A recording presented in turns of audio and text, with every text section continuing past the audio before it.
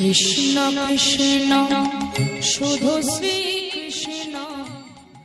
মায়েরা, ভগবান তো কষ্টি পাথরের মতো ঘষে দেখে নেয় কোনটা আসল ভক্ত আর কোনটা নকল ভক্ত। রামদাসকে ঠিক কেমন পরীক্ষা দিতে হচ্ছে। ভগবান ডাক দিল, পবন দে, বরুণ দে, এমন করে ঝড় বৃষ্টি তোলো, এই ঝড় বৃষ্টিতে যেন আমার রামদাস আর বেরোতে না পারে। তবে দেখো আমার ভক্ত অঙ্গে যেন আঘাত না লাগে। ভগবানের আদেশ মতো হঠাৎ বাবা পরিষ্কার আকাশ মেঘাচ্ছন্ন, মোহর মোহর ঝড় বৃষ্টি বর্ষপা, এত ঝড় বৃষ্টি উঠেছে। আর ওদিকে রামানন্দ স্বামী ডাকছে, রামদাস কিরে, আমার ভোগ লাগবে, তুই মাধুপুরীতে গেলি না, মুষ্টি ভিক্ষায় গেলি না। গুরুজি, এত ঝড় বৃষ্টি উঠেছে, আমি কি করে যাব গুরুজি? বড় বড় গাছ ভেঙে পড়ে আছে, আমার যে বড্ড ভয় করছে। ভয়? আমি তোকে বারবার করে বারণ করেছিলাম, আমার আশ্রমে থাকলে কতগুলো নিয়ম আছে, তোকে মেনে চলতে হবে। আর যদি চলতে না পারিস, এই মুহূর্তে এখনই এখান থেকে দূর হয়ে যা। না গুরুজি, না, ডবল করো না। আমি প্রতিজ্ঞা করছি, আমি তোমার আদেশ শিরোধার্য করব। যা, আগে মুষ্টি ভিক্ষায় যা। ছোট্ট ছেলে ওই ঝড় বৃষ্টিতে বেরিয়ে পড়ল। মুষল ধারায় বৃষ্টি বর্ষপাত, রাস্তা দিয়ে যাচ্ছে রামদাস। কোনো মা তো ঘর থেকে বার হচ্ছে না, আর কে মুষ্টি ভিক্ষা দেবে? রামদাস মনে মনে চিন্তা করছে, গুরুজি তো ঘরে আশ্রমে, যাই, এই সুযোগে আমি এক জমিদার মার বাড়ি থেকে কিছু চাল ডাল চেয়ে আছি। গুরুজি তো দেখতে পাচ্ছে না। গুরুজি কি দেখতে পাচ্ছি? দেখতে পেলে তবে তো আমার শাসন করবে। যাই, জমিদার মার বাড়ি থেকে অনেক চাল ডাল একেবারে ভর্তি করে, মানে মোটামুটি বাবা এক সপ্তাহের ভিক্ষায় যেতে হবে না, একেবারে পুটলিটা মাথায় করে তুলে নিয়ে রামদাস আশ্রমে ফিরে এসেছে। যেমন প্রতিদিন রন্ধন করে দেয়, আজও রন্ধন করে দিয়েছে। প্রত্যেক দিনে রামানন্দ স্বামী ওই ডালা সাজিয়ে আসন পেতে দিয়ে ভগবানকে নিবেদন করে। কিন্তু আজও আসন পেতেছে, যোগাসনে বসে আছে রামানন্দ স্বামী। প্রত্যেক দিন প্রভু আসনে বসে প্রসাদ পায়, রামানন্দ স্বামী দেখতে পায়। কিন্তু আজকে ধ্যানে দেখছে প্রভু আসনে বসছে না। একই, তবে কি আমার কোনো ভুল হলো? আমার কোনো অপরাধ হয়ে গেল? ওই প্রসাদের ডালাটা আবার পরিষ্কার করে আবার নতুন করে সাজিয়েছে, আবার তুলসী পত্র নিবেদন করে আবার নিবেদন করেছি। প্রভু আমার আসনে বসছে না। একই প্রভু, তুমি তো প্রত্যেক দিন আসনে বসে আমি ধ্যানা চোখে দেখতে পাই, তুমি প্রসাদ পাও, তবে আজকে তুমি কেন আসনে বসছো না? তবে কি আমার অপরাধ? ভগবান দৈব বাণী করল, রামানন্দ, রামানন্দ, প্রত্যেক দিন তুই আমায় মুষ্টি ভিক্ষা করে সেবা দিস, তাই আমি তোর আশ্রমে প্রসাদ পাই। আর আজকের তোর শিষ্য রামদাস ঘোর অন্যায় করেছে, ও ঘোর পাপ করেছে, যার জন্য আমি তোকে অভিশাপ দিলাম, আজকের পর থেকেই তোর এই আশ্রমে বসে কোনোদিন আমি আর প্রসাদ পাবো না। রামানন্দ যেই না ধ্যানা যোগে দৈব বাণী শুনতে পেল, ডাক দিল, রামদাস, রামদাস, রামদাস। গুরুজি, গুরুজি আমায় ডাকছি। ছুটতে ছুটতে রামদাস গেছে, গুরুজি, গুরুজি আমায় ডাকছিলে গুরুজি? বলো কি হয়ে, সত্যি করে বল। কালকে তুই মুষ্টি ভিক্ষায় গিয়েছিলিস? মায়েরা, যারা ছোট ছোট বাচ্চা হয় না, ওরা কোনোদিন মিথ্যাটা আগে বলে ফেলে না, আগে সত্যিটা বলে ফেলে।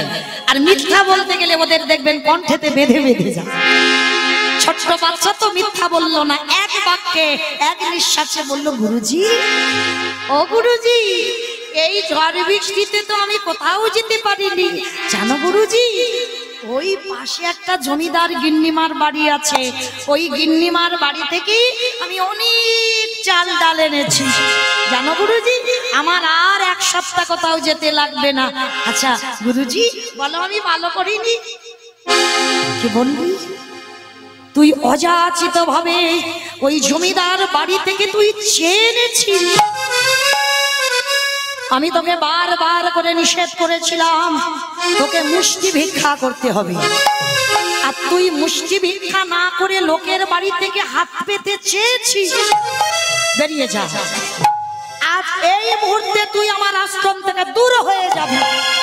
গুরুজি, গুরুজি আমি মানছি আমি অন্যায় করেছি, আমি মানছি আমি ভুল করেছি, কিন্তু গুরুজি আজকের পর থেকে আমি জীবনে আর এমন ভুল করব না। ভুল তোর মতো শিষ্যের জন্য আমার ভজন নষ্ট হয়ে গেল, তোর মতো শিষ্যের জন্য আমার প্রভু আমার আশ্রমে আর প্রসাদ পাবে না।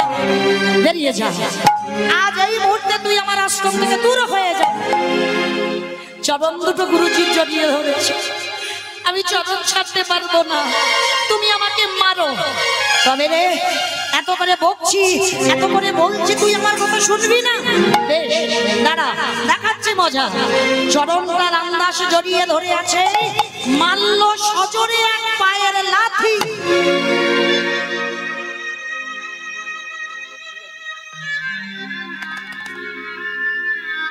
বেরিয়ে যা। কোনদিন আমাকে গুরুজি বলে ডাকবি না। এত জোরে লাথি মেরেছে মা, ছেলেটার পিঠে খড়মের চিহ্নটা পড়ে গেছে। মারো মারো গুরুজি, আমায় মেরে মেরে ফেলে দাও, কিন্তু আমার যে কোথাও থাকার জায়গা নেই গুরুজি, আমি কোথায় যাব বলো? তবে রে এত করে বকলাম, এত করে মারলাম, তবু তুই আমার পা ছাড়বি না। বেশ, আমি তোর গুরু রামানন্দ তোরে অভিশাপ দিলাম। গুরু বাক্য অমান্য করার অপরাধে, গুরুদেবকে ভজন থেকে সরিয়ে দেওয়ার অপরাধে আমি তোর অভিশাপ দিলাম। এর পরের জন্মে তোকে যেতে হবে একটা মুচি কুলে।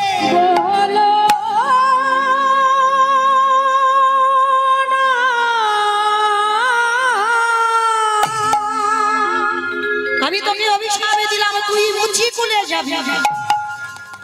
আরো একটা অভিশাপ দিলাম, এই মুহূর্তে তোর জন্ম হয়ে যাক শেষ। যেই না বাবা বললেন এই জন্ম তোর শেষ, পরের জন্মে তোকে একটা মুচি কুলে যেতে হবে। এতক্ষণ রামদাস চরণ জড়িয়ে ধরেছিল, এইবার চরণটা ছেড়ে দিয়েছে। ছেড়ে দিয়ে বললেন গুরুজি, গুরুদেব তোমার চরণে আমার একটাই নিবেদন। ওগো গুরুদেব, আমি রাম জানি না, কৃষ্ণ জানি না, আমি নারায়ণ জানি না, তুমি আমায় যে কুলে জন্মে দাও না কেন?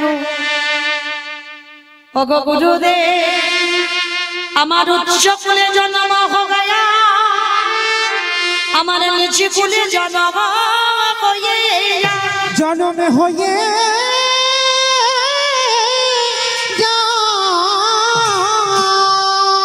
আমার কীটি কুলে জন্ম হো, আরে পশু কুলে জন্ম হো, আমি আশীর্বাদ করে দাও হে গুরুদেব।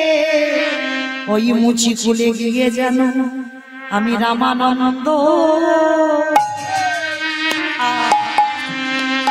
রামানন্দ বলিতে পারি।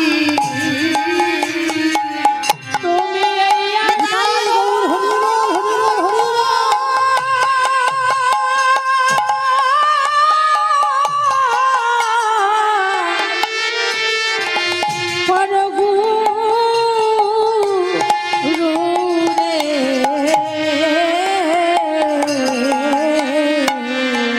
আমি যেন রামানন্দ বলিতে পারি। গুরুদেব অভিশাপ দিল তুই মুচি খুলে যাবি, কিন্তু রামদাস কি বলল? আমি যাব ঠিক, কিন্তু তুমি আমার একবার আশীর্বাদ করো, আমি সব ভুলে যাই, আমি যেন কোনোদিন রামানন্দ নামটা না ভুলে যাই। গুরু রামানন্দ বলে উঠলেন, ওরে যার হৃদয়ে এত গুরু প্রেম গুরু ভক্তি, সামান্য অন্যায়ের জন্য আমি তোরে অভিশাপ দিয়ে দিলাম, আমি তো আর ফিরিয়ে নিতে পারবো না, তোকে মুচিকুলে যেতেই হবে। কিন্তু খোকা রে, আমি তোরে আশীর্বাদ দিলাম, ওই মুচিকুলে গিয়ে যেন তুই সারা জনম আমার নামে মনে রাখি। গুরুদেব, আর আমি কিছু চাই না, তবে তুমি আর একটা অভিশাপ দিয়েছ, এই মুহূর্তে আমার জন্ম হয়ে যাচ্ছে। গুরুদেব, আমি এবার আসি। গুরুজিকে প্রণাম করি। ওই ছোট্ট রামদাস বারাণসী নদীর তীরে বসে আছে। বাবা, ছেলে তো সাঁতার জানে না, আর জলে নামতে গিয়ে পা পিছলে গিয়ে ওই রামদাস বারাণসীর জলে প্রাণ হারালো। আর ওই রামদাস মৃত্যুর পরবর্তী দিনে ওই বারাণসীর পাশেই একটা জায়গা ছিল, নাম কি? কাশীধামে জন্মে নিলে ভক্ত রহিতা। কাশীধামে জন্ম নিল ভক্ত রহিতা। আজ কাশীধামে জন্ম নিলে ভক্ত রহিতা। আর কাশীধামে জন্ম নিলেন ভক্ত রহিতা। ধ্বনি হরি ধ্বনি করিলা ভুবা, ধ্বনি হরি ধ্বনি ভজিলা ভুবা, ধ্বনি হরি ধ্বনি হইলা ভুবা। বলি জয় রাহো জয় জয় রাহু জয় বলি জয় রাহো জয় ভক্তের জন্ম হলো, জয় রাহু জয় জয় রাহু জয় ভক্তের জন্ম হলো, জয় রাহু জয় ভক্তের জন্ম হলো আমার, জয় রাহু জয় রাম। আজকের ভক্তের জন্ম হলো কোথায়? বারাণসীর পাশে, যে জায়গাটার নাম হলো কাশীধাম। জন্ম হয়েছে মাগো একটা মুচি পাড়াতে, মানে বস্তি, যাকে আমরা চলতি কথাই বলি ছোট জাত। তবে মায়েরা, ছেলেটার জন্ম হলো বটে এই রহিদাস। এটা তো বাবা ওদের মানে টাইটেলটা ছিল, ওর আসল নামটা কি বলবো? এর আসল নাম ছিল বাল্মীকি রহিদাস। এই রহিদাস জন্মাবার পর হয়ে গেল জাতিস্বর। আচ্ছা মা, এখানে যদি কেউ জাতিস্বর থেকে থাকেন, একটু প্রেম সে উলুধ্বনি দেন তো দেখি। বাবা বাবা বাবা, হরি বল। মায়েরা, আপনারা সবাই দেখে নেন কারা কারা উলু দিচ্ছে। আমি বললাম কি, যারা যারা জাতিস্বর তারা তারা উলু দেন। তার মানে যে কজন উলু দিলেন সব জাতিস্বর। তো জাতিস্বর মানেটা কি? জাতিস্বর মানে যাদের পূর্ব জন্মের কথা সব মনে থাকে। কি গো মায়েরা, সব মনে আছে তো? কে কি ছিলাম মনে নাই? এইবার মনে নাই, কিন্তু ওদেরকে বলে জাতিস্বর। তো আজকে রহিদাসের জন্ম হলো, কিন্তু মায়েরা হয়ে গেল জাতিস্বর। মার কোলে জন্ম নিয়েছে, 12 দিন হয়ে গেল, ছেলেটা ঘুমায় না, স্তনদুগ্ধ খায় না, মার কোলে বসে শুধু লাগাতার কেঁদেই যাচ্ছে। আচ্ছা মায়েরা, আপনারা ভালো বলতে পারবেন, যারা জগতে মা হয়েছে, যারা হয়নি তারা জানে না, যারা হয়েছে তারা জানেন। সন্তান ভূমিষ্ঠ হওয়ার পর যদি মাতৃ স্তনদুগ্ধ না সেবা করে, তার যে কত যন্ত্রণা এ জগতে যে মা হয়েছে সে বলতে পারবে। সন্তান ভূমিষ্ঠ হলে মা তাকে স্তনদুগ্ধ খাওয়াতে হয়, আর না হলে অসহ্য যন্ত্রণা, অসহ্য জ্বালা। আজকে রহিদাস 12 দিন হয়ে গেল মা স্তনদুগ্ধ খাচ্ছে না। ওঝা বৈদ্য কবিরাজ সবাই আসছে, সে ছেলের কিছুতে কান্না থামে না, আর শুধু বাবা কেঁদেই যাচ্ছে, আর মার স্তনদুগ্ধও পান করছে না। আচ্ছা মায়েরা, এই জন্মগ্রহণ করে স্তনদুগ্ধ পান না করলে শুধু আজকে এই বাল্মীকির মা একা কাঁদছে না, আরো একজন কেঁদেছিল। কে জানেন? ভগবান কৃষ্ণের মা। কৃষ্ণের মা কাঁদেনি? কংসের কারাগারে যখন আমার ভগবান আবির্ভূত হলো, জন্ম নয়, যদি বলি বাবা ভগবান জন্ম নিয়েছে সব থেকে বড় মূর্খামি হবে। আপনারা আমরা জন্ম নিই, ভগবান জন্ম নেয় না, ভগবান আবির্ভূত হয়। কংসের কারাগারে যখনই আবির্ভূত হলেন, আপনারা আমরা সবাই জানি বাবা ওই যে ভাদ্র কৃষ্ণাষ্টমী তিথিতে যেটাকে জন্মাষ্টমী লীলা বলে, বাবা বসুদেব মাথায় করে নিয়ে নন্দালয়ে রেখে এলো যমুনা নদী পার হয়ে, এইটা আমরা সবাই জানি। কিন্তু কারাগারে কি ঘটলো? ছেলে তো ভূমিষ্ঠ হয়ে চলে গেল, তাহলে মার দশাটা কি হলো এটা তো জানতে হবে। যখনই বসুদেব নিয়ে চলে গেল, কারাগারের এক কোণে বসে মা দেবকী নিজের স্তনের যন্ত্রণায় ছটফট করে আর নিজের স্তন নিজে মর্দন করে দুগ্ধগুলো মাটিতে ফেলে, মানে অসহ্য যন্ত্রণা সহ্য করতে পারছে না। যখন দুগ্ধগুলো মাটিতে ফেলছে না, ছোট ছোট পিঁপড়ে এসে দুধগুলোকে খাচ্ছে। তখনই দেবকী মা অভিশাপ দিয়েছিল ওই পিঁপড়ে গুলোকে, ওরে যে বস্তু আমার সন্তানের সেবা করার কথা, আজকে তোরা পিঁপড়ে জাতি হয়ে খেয়ে গেলি, আমি তোদের অভিশাপ দিলাম। আগত কলিকালে যতক্ষণ ভোগ মন্দিরে থাকবে ততক্ষণ তোরা ভোগের অধিকারী হবি না। মিলিয়ে নেবেন বাবা, আমি বলে যাচ্ছি বলে শুনতে হবে না, মেলাবেন। যতক্ষণ মন্দিরে প্রভুর ভোগ থাকবে ততক্ষণ পিঁপড়ে লাগবে না। আর ওই মালসাটা আপনাদের কাছে এনে রেখে দেন, চারিদিক থেকে মা পিঁপড়ে এসে ভর্তি হয়ে যাবে। এটা কেন? দেবকী মার অভিশাপ। আমার স্তনদুগ্ধ আমার সন্তানের সেবা করার কথা, তোরা পিঁপড়ে হয়ে খেয়ে গেলি। কিন্তু ভগবান বলেছিল, মা গো তোমার পাপে আমি তোমার স্তনদুগ্ধ খাই নাই, তোমার পাপে আমি তোমার স্তনদুগ্ধ খাই নাই। মনে পড়ে আমার মা ছিল কৌশল্যা, ত্রেতা যুগে রাম অবতারে, আমি ছিলাম রঘুপতি রামচন্দ্র, আর তুমি ছিলে আমার ভরত জননী কইকেয়ী মা। আমার মা কৌশল্যা দুধের বাটিতে করে দুধ এনে একটু আমাকে খেতে দিয়েছিল, আর তুমি কইকেয়ী মা কি করেছিলে? দুধের বাটিটা ফেলে দিয়েছিলে। তখনই আমার মা কৌশল্যা কেঁদে কেঁদে আমাকে জানিয়েছিল, এর পরের জন্মে বাবা তুই আমার গর্ভে আসবি না। রাম বলেছিল, মা আমাকে পাবার জন্য যোগী মুনি কাঁদে, আর তুমি আমার মা কয়ে বলছো আমি তোমার গর্ভে যাব না। কার গর্ভে যাব? ওরে রাম রে, আস্তে যদি হয় তোর বিমাতা কইকেয়ীর গর্ভে আসবি, তবে কথা দিয়ে যারা তুই তোর বিমাতা কইকেয়ীর গর্ভে আসবি বটে, কোনদিন মাতৃ দুগ্ধ পান করবি না।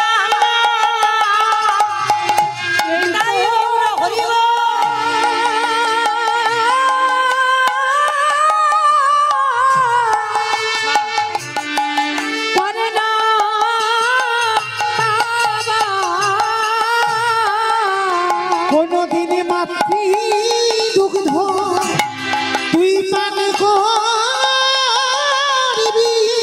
না। কথা দিলাম তুই আসবি বটে, কিন্তু তোর মার স্তন দুগ্ধ খাবি না। তাই ভগবান কৃষ্ণ বলে উঠেছিল, মা গো তোমার পাপের জন্য তোমার স্তন দুগ্ধ খাই নাই, কিন্তু মা গো এই ত্রিভুবন সবাই জানে তুমি আমার কংসের কারাগারে, সবাই বলে তুমি নাকি জন্ম দিয়েছ, আর যশোদা মা শুধু আমার লালন পালন করেছে। আমি কথা দিলাম মা আমার সেবার বস্তু যখন তুমি মাটিতে দিলে, আমি তোমার কাছে ঋণী হয়ে গেলাম, ওই ঋণ আমি শোধ করব কবে জানো? আগত কলিকালে।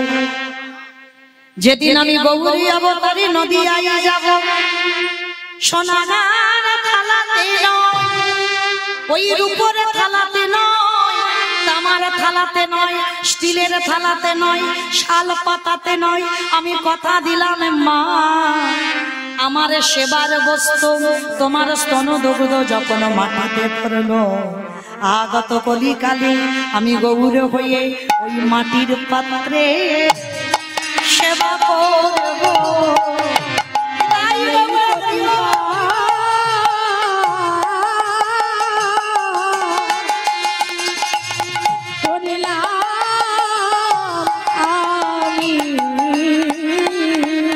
সেদিন মাটির পাত্রে আমি সেবা করিব। শুধু মাটির পাত্রে সেবা করব না, আরো কথা দিয়েছিলাম ভাগবতে, ওই আমার সুদামা বন্ধুকে, ওই সুদামার চোখের জলে চিরে আমায় ভিজিয়ে সেবা দিল।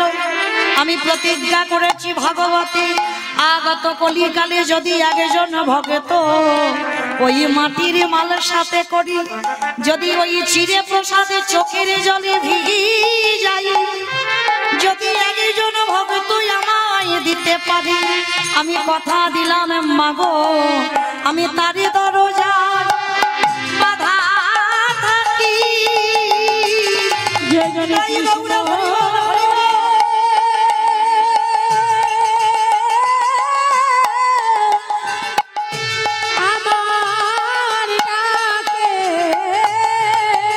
আমি তারি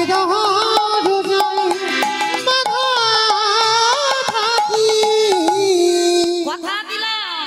তাহলে মায়েরা ছিলাম কোথায়? লীলায় ছিল কোথায়? এইটাই হলো তথ্য। বাহ সুন্দর। মানে সবে মাত্র বাল্মীকি রুইদাসের জন্ম হলো এই জায়গাতে, তাই তো? আবার ফিরে এলাম, চলে 12 দিন হয়ে গেল। গ্রামের লোকজনেরা সবাই এসে বলা বলি করছে, ও দিদি এত কিছু করে যখন ছেলের কান্না থামে না, একটা কাজ কর। কি কাজ? বলে ওই যে পাশে রামানন্দ স্বামীর আশ্রম আছে না, ওইখানে নিয়েছ। আর যেই না রামানন্দ নামটা শুনেছে, 12 দিন যে ছেলে লাগাতার কাঁদছিল, ওই 12 দিনের ছেলে একেবারে খিলখিল করে হেসে উঠে। হ্যাঁ গো, 12 দিন যে ছেলে কাঁদলো আর রামানন্দ নামটা শুনেই হেসে উঠলো। বলে জানো গিন্নি, মনে হয় ওই রামানন্দের কাছে গেলে বোধহয় ছেলেটা ভালো হবে, চলো একবার নিয়ে যাই। এইবার ছেলেটাকে কোলে করে নিয়ে যাচ্ছে কোথায়? রামানন্দ স্বামীর কাছে। মায়েরা লোহার চম্বুক কাছে কাছে এলে যেমন একটা টান দেয়, ঠিক তদ্রূপ যখন গুরু আর শিষ্য কাছে কাছে এসে যায় না, হৃদয় আগে থেকে একটা সাড়া পড়ে যায়। আজকে বাল্মীকি রুইদাসকে কোলে করে নিয়েছে, 1 পা 2 পা করে যাচ্ছে। আর যেতে যেতে বাবা ওই গুরু রামানন্দ যোগাসনে বসে আছে, মনে মনে ভাবলো আজ বুঝি কেউ আমার কাছে আসবে, অথচ ধ্যানা যোগে আছে। আর ওই রুইদাসের বাবা মারা একেবারে কোলে করে নিয়ে রামানন্দ স্বামীর চরণ তলে গিয়ে ফেলে দেয়। মায়েরা ভুল যেন না হয়ে যায়, রামদাসের মৃত্যুর পর বাল্মীকি রুইদাস হয়েছে, কিন্তু রামানন্দ স্বামীর মৃত্যু হয়নি। এইবার যেই না রামানন্দের কাছে দিয়েছে না, সঙ্গে সঙ্গে চমকে, আরে তোমরা কারা?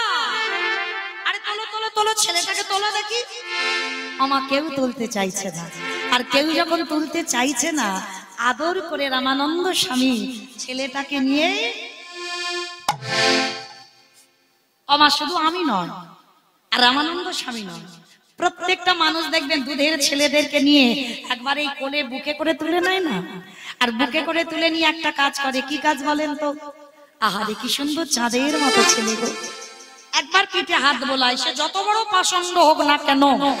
এইবার রামানন্দ স্বামী ওই বাল্মীকি রুইদাসকে কোলে করে নিয়ে যেই না হাতটা বুলিয়েছে, সঙ্গে সঙ্গে চমকে উঠেছে।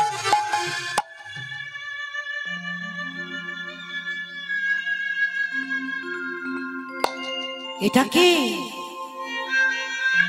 ও মাইরা বলেন তো দেখি, কারা কারা লীলা শুনছেন, তবে তো বোঝা যাবে। চমকে উঠলো কেন? বাহ, সেই যে আগের জন্মে লাঠিটা মেরেছিল ছেলেটার পিঠে একেবারে খড়মের চিহ্নটা পড়ে আছে।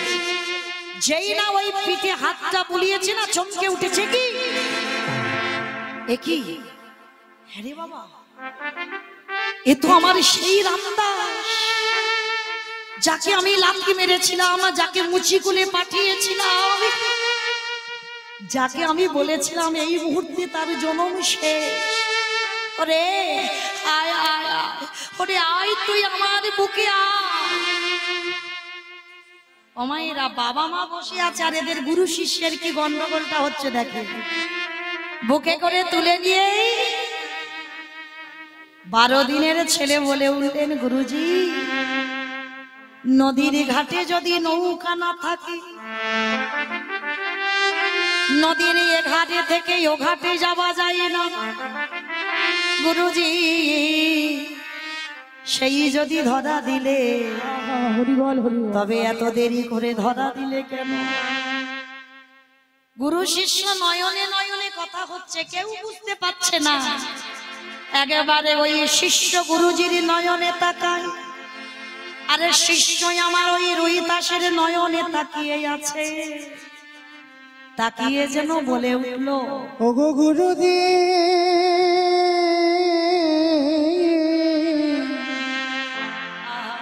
আমার সেই দিন কবে হবে? ওগো গুরুদেব, রামদাস বলছে আমার সেই দিন কবে হবে? আমি মনস্থির করি, রুইদাস গুরুজিকে প্রশ্ন করছে, নির্জনে বসিয়া আমি কৃষ্ণ নাম গাব যাবে। ওগো সংসার ফুকা আমার কানে না পশিবে। গুরুদেব ওগো গুরুদেব,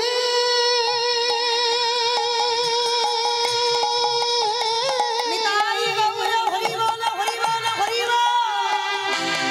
ওগো গুরুদেব,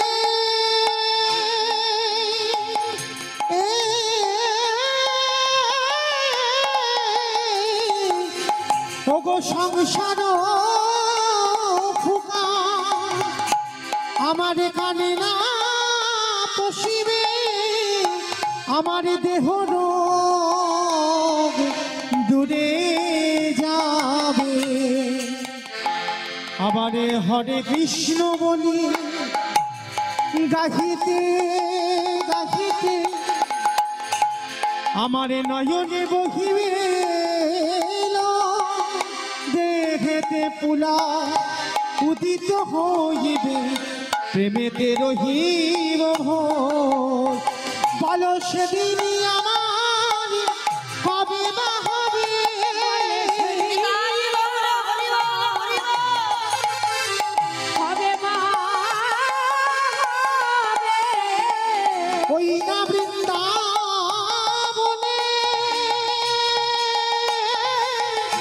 কে দেবে বলে সেদিন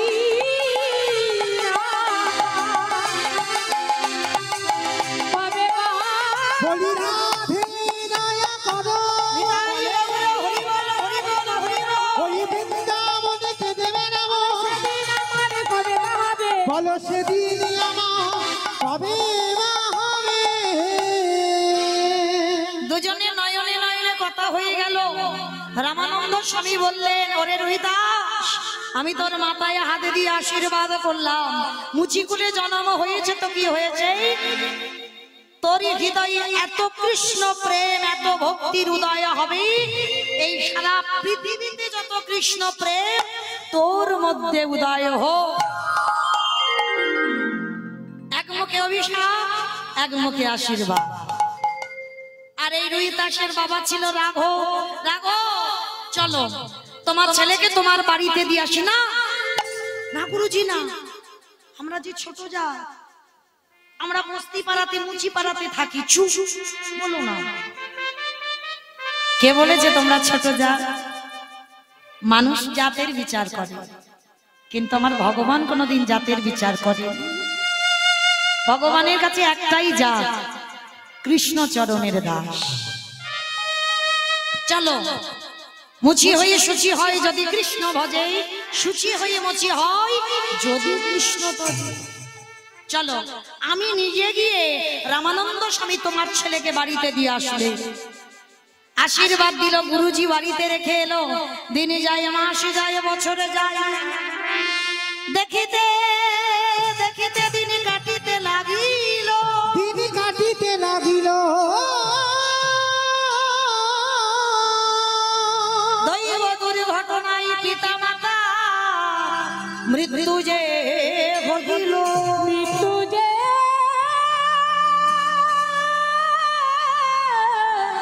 হইল। বাবা মার মৃত্যু হয়ে গেল, মা কেউ তো চিরজীবন থাকবে না। রুহিদাস একা হয়ে গেল।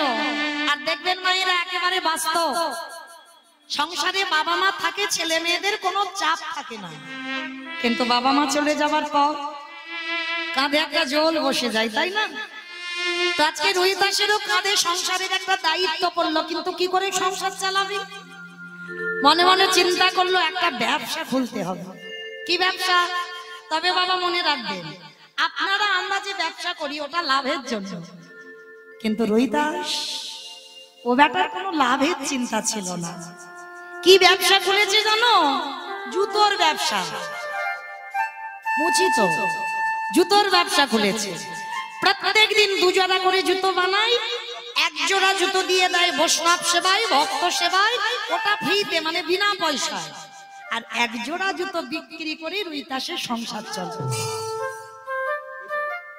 একজন পথিক প্রশ্ন করেছিল, আচ্ছা ও রুহিদাস, ধরো তোমার 1 জোড়া জুতো বিক্রি হলো না, তুমি কি সেই দিন উপবাসে কাটাও? বলে না গো না, উপবাসে কাটাবো কেন? তাহলে কি করো? শোনো, যেদিন আমার 1 জোড়া জুতো বিক্রি হয় না, আমার ঘরে আছে জলধর মূর্তি বসানো, তারে চরণ তলে মন তুলসী ভক্তি চন্দনে আর নয়নের জল। কি গো, ভগবান কোনদিন বলেছে ওই তুলসী পাতা তুলে আমায় দাও? কোনদিন বলে? কারণ ওই যে গাছ থেকে তুলসীটা ছিঁড়ে নেবে, ব্যথা লাগে না? দিতে যদি হয়, যদি ভক্ত হও, মন তুলসী আর ভক্তি চন্দন। চন্দন বাটবে কি দিয়ে? তোমার নয়নের জলে দিয়ে।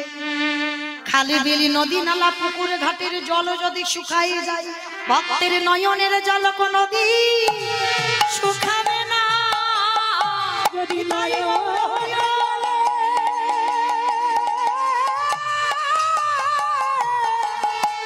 তারে ডাকিতে পারো, ভক্তের নয়নের জল শুকায় না। ভক্তি চন্দন নয়ন জল আর মন তুলসী দিয়ে গোবিন্দ চরণে বসে সারা দিন রাত ওই হরে কৃষ্ণ নাম করি।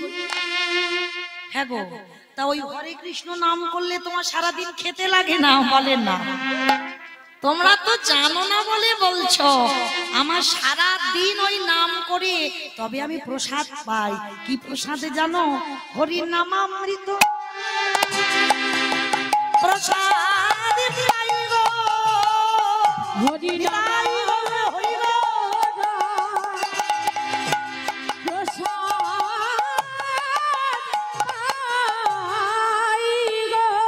দেখবেন মায়েরা, কোন কোন ভক্ত এই কজনের মধ্যে আছে, এই কৃষ্ণ নাম যদি কানে যায় না, তাদের এই জগতের খিদে আর থাকে না। কারণ তারা এই হরি নামের সুধা রসটা পান করে তাদের উদর পূর্ণ হয়ে যাচ্ছে। এই হরি নামের রস পান করে।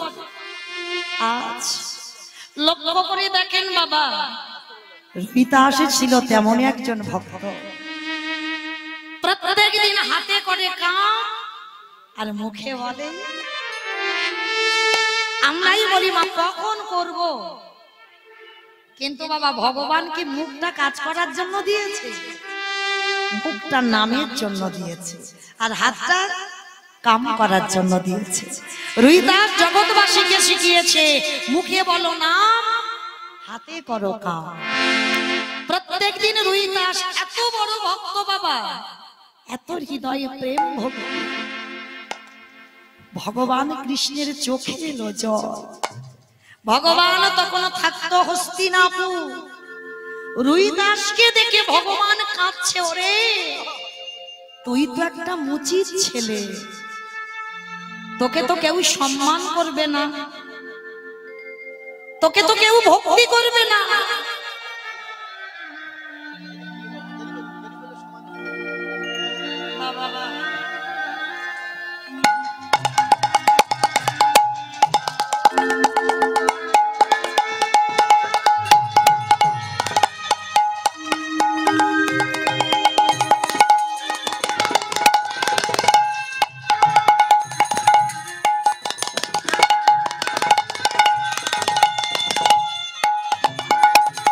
নিতাই গৌরী ব্রহ্মানন্দে হরি বল হরি বল হরি। সবার পদধূলাই সন্তানের মাথায় দেন, ও যেন বড় হয়ে কৃষ্ণ চরণের দাস হতে পারে।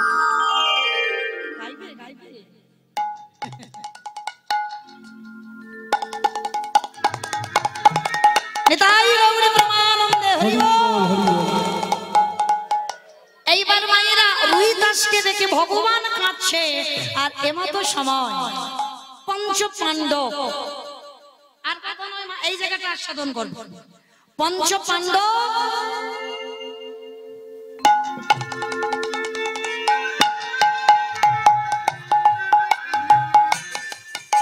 পাণ্ডব ছুটে এসেছে। সখা সখা, এ কি তোমার চোখে জল? তাড়াতাড়ি করে মুছে দিয়ে বলছে কই কই ওই কাঁদি। কিন্তু বাবা কাঁদছিল কার জন্য? ভক্তের জন্য। যুধিষ্ঠির ছুটে এসে বলছে আচ্ছা কৃষ্ণ, একটা কথা ছিল। কি কথা? আচ্ছা আমরা 100টা ভাই বোনকে হত্যা করেছি, দ্রোণাচার্যকে বধ করেছি, তাই তো? পিতামহ ভীষ্মকে সরসজ্জায় দিয়েছি। কৃষ্ণ, এতে তো একটু পাপ হয়েছে। তা ভগবান বলছে হ্যাঁ তা হবে না, গুরুজনদের মেরেছো, গুরুজনদের বধ করেছো, তাতে তো একটু পাপ হতেই চায়।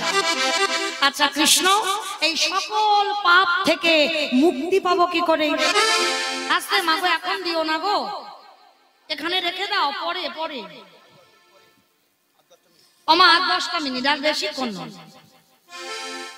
তা যুধিষ্ঠির বলছে আচ্ছা গুরুজনদের হত্যা করে যে পাপ হয়েছে, সকল পাপ থেকে মুক্তি পাবো কি করে?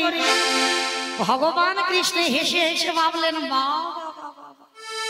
এই সুযোগে তো আমি ছিলাম, কখন আমি আমার ওই মুচির ছেলেটাকে একটু জাতে তুলব, সুযোগ পেয়ে গেছি। শোনো যুধিষ্ঠির দাদা, সকল পাপ থেকে মুক্তি পেতে গেলে তোমাকে বৈষ্ণব সেবা দিতে হবে। বলে কৃষ্ণ তোমার কি মাথা খারাপ? আমি রাজস্ব যজ্ঞ করেছিলাম, হাজার হাজার সাধুগুরু বৈষ্ণব ভক্ত সেবা দিয়েছি, ওই পাপ থেকে তো মুক্তি পাইনি। বলে পাবে কি করে? তোমরা কি 5 জনে প্রকৃত বৈষ্ণব সেবা দিয়েছো? আগে প্রকৃত বৈষ্ণব সেবা দিতে হবে, আর তার গ্রাসে গ্রাসে স্বর্গে জয় ঘন্টা বাজবে, আর বাজলেই তোমরা পাপ থেকে মুক্ত। এইবার যুধিষ্ঠির বললেন কৃষ্ণ, তাহলে তোমার বিচারে প্রকৃত বৈষ্ণবটা কে? ভগবান মুচকি মুচকি হাসি আর বলে এইটাই তো আমি চাইছিলাম, কখন আমাকে জিজ্ঞাসা করবে আর আমি আমার ওই ভক্তটাকে একটু উঁচু জায়গায় বসাবো। সুযোগ পেয়ে গেছে। শোনো, তোমরা যদি আমার কথা মেনে চলো, তাহলে আমার বিচারে প্রকৃত বৈষ্ণব হলো কাশী ধামে যার বাস, আমার পরম ভক্ত, যার নাম রুইদাস। যেই না বলেছে মা, সঙ্গে সঙ্গে 5 পাণ্ডব 10 পা দূরে সরে গেছে। বলে কৃষ্ণ তুমি বলো কি, একটা মুচি একটা ছোট যা, অসম্ভব, ওই মুচির ছেলেকে আমি নিমন্ত্রণ করতে পারবো না। ভগবান বলছে দেখো আমি তো তোমাদের পায়ে ধরে বলিনি তোমরা নিমন্ত্রণ করো, তোমরা আমার কাছে জানতে চাইলে প্রকৃত বৈষ্ণবটা আমার বিচারে কে আমি দেখিয়ে দিলাম। এবার তোমরা নিমন্ত্রণ করবে কি করবে না সেটা তো তোমাদের ব্যাপার, সেটা তো তোমাদের ব্যাপার। তবে হ্যাঁ, তোমাদের 5 জনের মধ্যে একজনকে যেতে হবে, সে হলো তৃতীয় পাণ্ডব অর্জুন। কেন না অর্জুনকে পাঠাচ্ছে? ওই ব্যাটার বড্ড অহংকার। বাবা অহংকার হবে না? ওর রথে সারথি আমার কৃষ্ণ, ওর তো একটু অহংকার হওয়ারই কথা। কিন্তু ও বোকা তো জানে না শুধু ওর রথে সারথি নয়, এই যত দেহ রথে বসে আছে এগুলো তো একটা করে রথ, রক্ত মাংস দেহ ভরা, এই একটা করে রথ। এই রথের সারথিটাকে এই যে বাম দিকে ধপ ধপ ধপ যেটাকে বলে হাট, ওইটাই তো কৃষ্ণ। যদি ধবে ধব বাবা যে বন্ধ হয়ে যাবে, কেবল বন্ধ কেবল বন্ধ, সকল মায়া ছিন্ন করে চলে যেতে হবে। এইবার বাবা পঞ্চ পাণ্ডবকে বললেন যাও, তোমাদের মধ্যে অর্জুন যাবে নিমন্ত্রণ করতে। অর্জুন বলে বললেন যাতে ও বেটা আমার দ্বারের কাছে আসতে না পারে তার একটা কায়দা আমি করে আসবো। এইবার কৃষ্ণকে প্রণাম করি, এইবার ওই বস্তি পাড়াতে নিমন্ত্রণে যাচ্ছে। কি করি? বেদনা হারে মায়েরা, আমার তো বাঁশি বেজে গেছে, আর একটু খালি একটু উলুধ্বনি দেন। জয় শ্রী মুরারে নম নম প্রভু নম নম, বেদনা হারে জয় শ্রী মুরারে নম নম প্রভু নম নম। সন্ধ্যা সকালে ডাকি যে তোমারে, সন্ধ্যা সকালে ডাকিব তোমারে, মম হৃদি মাঝারে বেদনা হারে জয় শ্রী নিতাই বাবুরা হরি বল হরি বল হরি বল। প্রভু নম নম। ইস গন্ধ গো। কোথা থেকে এলো বলো তো গন্ধটা? ইস এ বাদিক থেকে। স্প্রে দিয়ে গেল বলে? হ্যাঁ ও, আমার বাবা ঠাকুররা বলছে স্প্রে দিয়ে গেল ওই জন্য গন্ধ। আপনারা কি বলেন?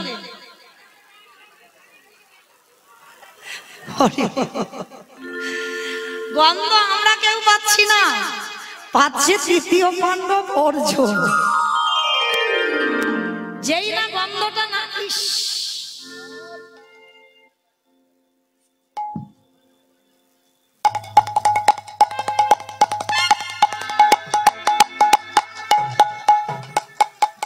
তৃতীয় পাণ্ডব অর্জুন গন্ধটা পেয়ে সঙ্গে সঙ্গে বাবা নাকটা, ইস কি গন্ধ গো।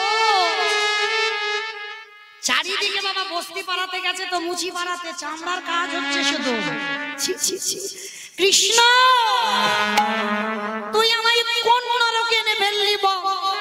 এই নরকে কি মানুষ আসে? হ্যাঁ? কোথায় এখন আমি ওই মুচির ছেলেটাকে খুঁজে বেড়াই? হৃদয় চারিদিকে যখন খুঁজে খুঁজে বেড়াচ্ছে বাবা, হঠাৎ যেখানে দাঁড়িয়েছে সামনেই পাতার কুড়ে ঘর, দরজাটা খুলে দিয়েই দেখে না তৃতীয় পাণ্ডব অর্জুন। এসব পাঠ আমার গৃহে এসো। এই যে আমি তোমার ঘরে আতিথ্য পেতে আসিনি, অমাইরা নিমন্ত্রণটা শিখে নেন যদি কারো কাজে লাগে। রুহিদাসকে কি করে নিমন্ত্রণ করছে তৃতীয় পাণ্ডব অর্জুন? যেই না রুহিদাস বলছে এসো আমার কাছে, এই যে তোমার তো সাহস কম নয়, আমি যাব তৃতীয় পাণ্ডব অর্জুন তোমার মতো মুচির বাড়ি? এইবার নিমন্ত্রণ হবে। আমার তো আসার ইচ্ছা ছিল না, আমার কৃষ্ণ বলল এই জন্য আমি এলাম। তো শোনো, কালকের আমি একটু বৈষ্ণব সেবা দেব, তোমাকে নিমন্ত্রণ করে গেলাম। আর হ্যাঁ, যদি বৈষ্ণব হও তাহলে যাবে, আর যদি বৈষ্ণব না হও আমার বাড়ির ধারে গিয়ে লবণান্ন ধ্বংস করতে আমার বাড়ির ধারে কাছে যাবে না। দেখেছেন নিমন্ত্রণ কিরকম? যেই না কথাটা বলা, বাবা যারা বৈষ্ণব হয় তাদের রাগ, অভিমান, দুঃখ, জোর গলায় কথা উচিত নয়। করজোর করে বললেন, পার্থ আমি মুচি না, আমি বৈষ্ণব, সে তো আমি জানি না, সে তো জানে আমার কৃষ্ণ। তো আমার বাড়িতে এলে আমার দুয়ারে এসো, তবে তো আমি তোমার বাড়িতে যাব। ও মায়েরা কোন রকমে আসতে ধুতিটাকে তুলে নিয়ে নাকটা যেই না ঘরের ভিতরে গেছে, চামড়ার একটা পাত্রে করে না একটু সরষের তেল এনেছে। পার্থ দুপুর বেলায় এলে একটু মাথাতে দাও, স্নান করো, তারপরে তো আমি যাব। যেই না সরষে, তোমার সাহস তো কম নয়। আমি গোলাপ জল, কর্পূর, তাম্বুল ব্যবহার করি, আর তুমি আমাকে দিচ্ছ সরষের তেল।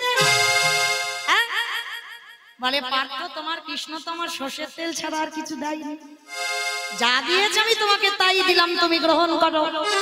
ও বাবা উপায় নেই,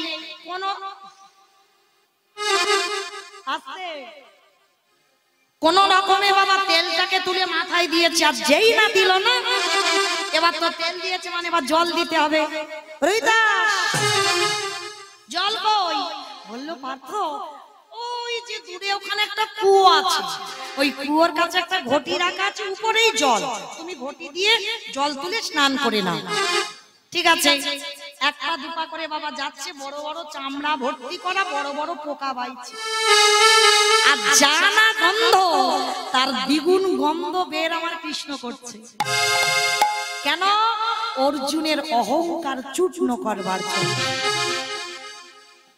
ইস কি করে আমি থাকবো এখানে দাঁড়িয়ে।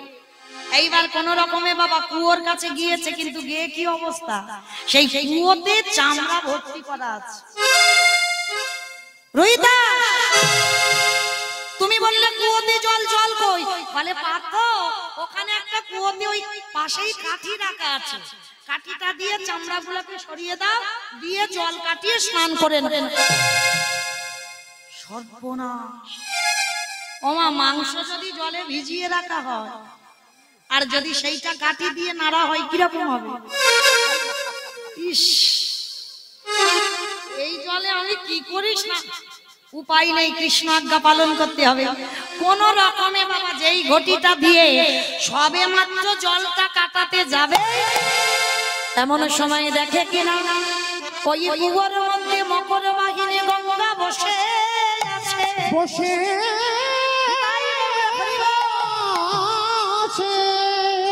মা কি তুই এই কুয়োর মধ্যে কেন? রোহিতা আমাকে তুই স্পর্শ করবি না। পতিত পাবনী গঙ্গা ওই অর্জুনকে দেখে একেবারে কুয়োর নিচে চলে গেল। তুই হলি পাপী। আমি পাপী? হ্যাঁ তুই পাপী।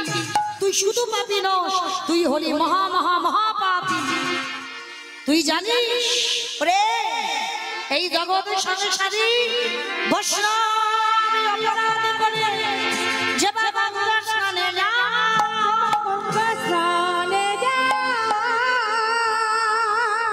পতিত পাবনী গঙ্গা তারে রেখে দূরে সরে যা, দূরে সরে যা। বৈষ্ণব দেখে যে বানানো নয় মুন্ড, তার মুন্ড পড়ে যা নরকের কুণ্ড। তুই হলি মহাপাপী, যা আগে গিয়ে রুই দাসের পায়ে ধরে ক্ষমা চা। অর্জুন বললেন মা আমি নয় পাপী, তাহলে তুই কেন এই এত খাল বিল নদী নালা সাগর থাকতে তুই রুই দাসের কুয়োতে কেন?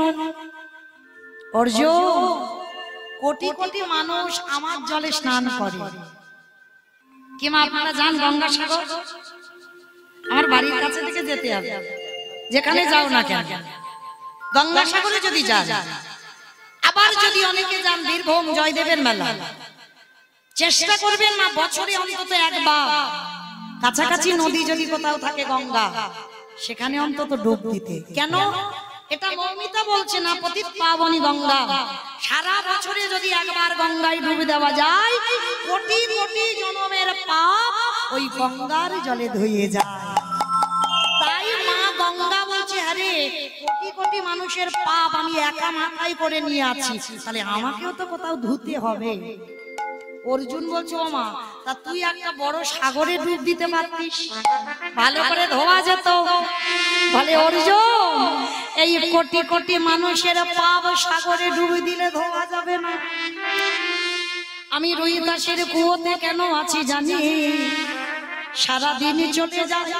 রুই দাস হচ্ছে বৈষ্ণব, ওই সারা দিনের মধ্যে একবারের জন্য এসে ওই রুই দাসের দুটো চরণে আমার বক্ষের উপরে তুলে দেয়।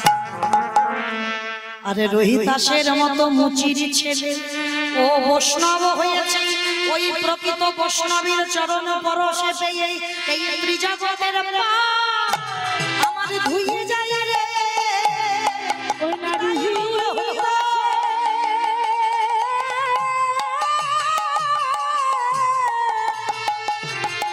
চরণ পরশে এই জগতের পাপ ধুয়ে এইবার নিমন্ত্রণ করে বাবা অর্জুন ফিরে এলো। শুধু ওদের নয়, কাশীধামে আরো বৈষ্ণবদের নিমন্ত্রণ করেছে।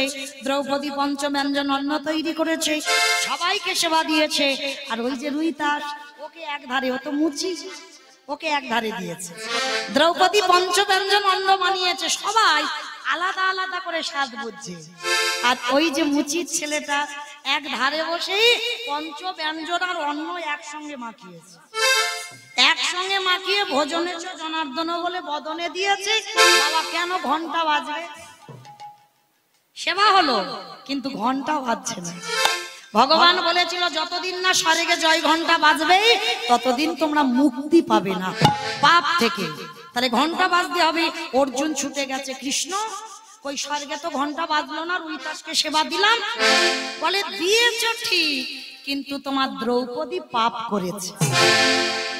দ্রৌপদী সত্যি করে বলবে, ওই মুচির ছেলেটাকে সেবা দিতে গিয়ে তোমার মনে কিন্তু এসেছে? বলে, স্বামী, কিন্তু বলতে এক জায়গায় আমার মনে দ্বিধা এসেছে। কি দ্বিধা? বলে, জানো, এই দিকের বড় বড় বৈষ্ণবরা এরা কি সুন্দর আলাদা করে 5টা তরকারি অন্নের স্বাদ বুঝলো, কিন্তু জানো ওই যে রুই দাস আমি যা ব্যঞ্জন করেছি সব একসঙ্গে মাখিয়ে নিল। এইটুকু আমার মনে দ্বিধা এসেছে যে আমি দ্রৌপদী রান্না করলাম, আমার ব্যঞ্জনের স্বাদ বুঝলো না। অহংকার। আপনারা জানলেন বাবা, বৈষ্ণব যদি হতে চান হলে হবে না, নিয়ম আচার মানতে হবে। বৈষ্ণবের কোনো জিনিসের প্রতি লোভ জন্মাবে না।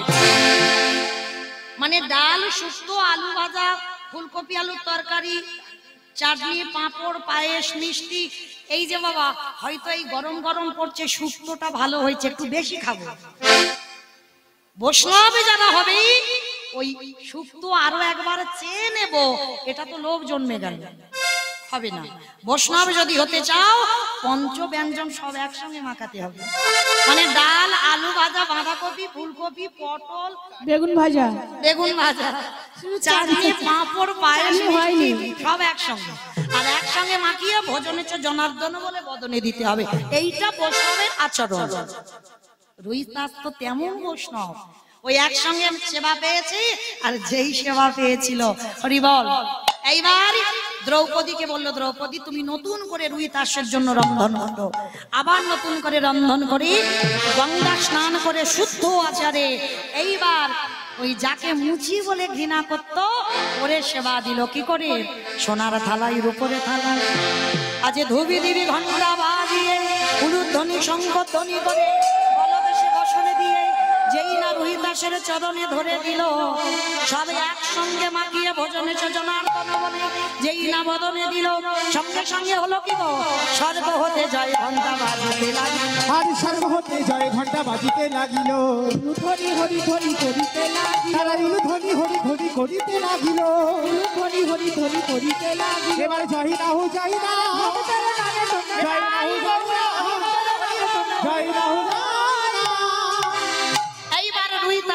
পেল।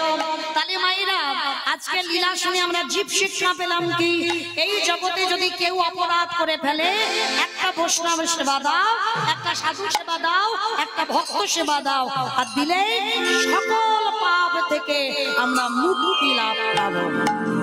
এইবার রীতাস বললেন, কৃপা করে একবার যুগলে দাঁড়াও।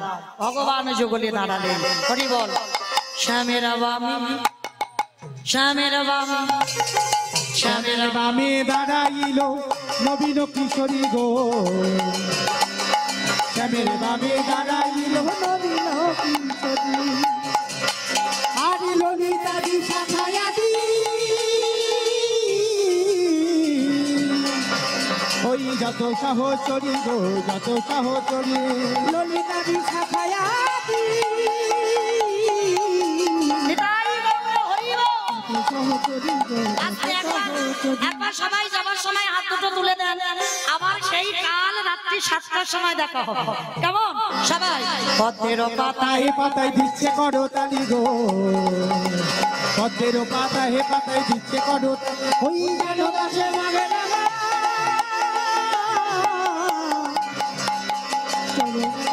নিতাই গৌর হরি নিতাই গৌর হরি বল, গৌর হরি বল, হরি হরি বল, গৌর হরি বল। ভক্ত আর ভগবানের মিলন হইল, প্রেমানন্দে বাহু তুলে হরি হরি বল, হরি হরি বল, হরি বল, হরি বল, হরি